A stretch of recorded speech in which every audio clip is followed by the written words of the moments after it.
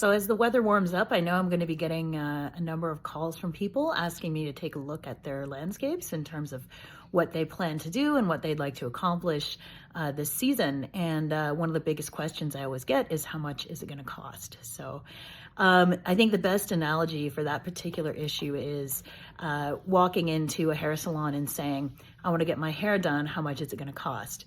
Obviously, we know if you get a blowout versus getting a balayage, those services will have wildly different costs. And so I think it's just important to be upfront with your landscaper about how much you are thinking about spending. If I have a long conversation with you and you talk about your dreams and ideas, and we want a patio here and we want a garden there and then we want a pergola over there, and then I sort of hear, well, we want to spend maybe $2,000. That's not really a realistic budget. And so what I tell my clients is, listen, our projects range from $5,000 to $20,000, and that's usually just for a garden and digging new garden beds and installing new plant material.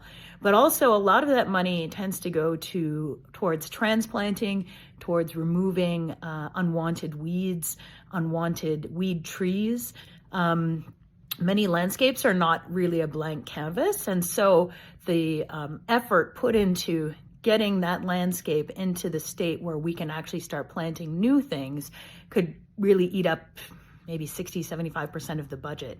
So when you're talking to people, it's really important to kind of be honest with yourself.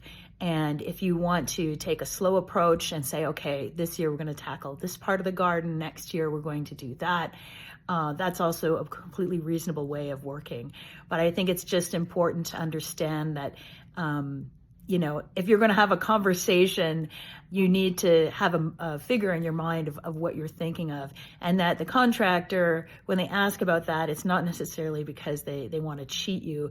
It's probably because they want to think, okay, we have this much money. What's the best way that we can use it in order to see the biggest improvement in your yard in the long term?